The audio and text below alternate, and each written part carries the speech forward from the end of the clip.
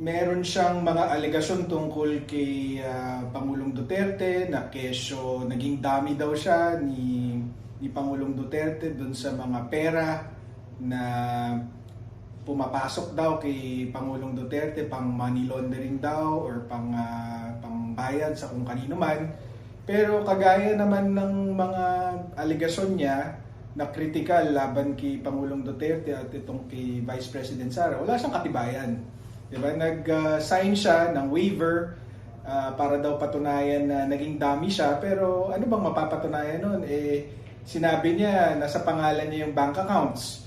So kapag binuksan yon, ang makikita lang is yung bank account nasa pangalan niya at kung ano yung laman at kung ano yung mga transaksyon. Pero kung kanino napunta yung pera at kanino galing yung pera, hindi naman makikita dun sa bank accounts na yon.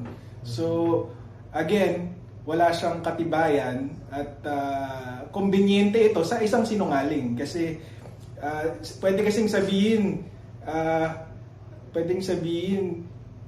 illegal na activity. So sadyang untraceable dapat 'yan or sinadyang hindi ma-verify. Pero dapat may iba siyang katibayan.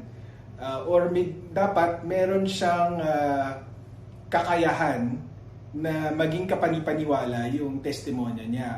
Ang halimbawa na ginagamit ko is dito sa flood control scandal, si Henry Alcantara at saka itong si Bryce Hernandez. Bakit mukhang kapanipaniwala yung testimonya nila? Kasi itong si Alcantara at saka si Hernandez, mga pinuno yan ng DPWH sa Bulacan kung saan nangyari yung nakawan or yung korupsyon. Sila yung nag-aaproba ng kontrata, sila yung sa kanila dumadaan yung pera.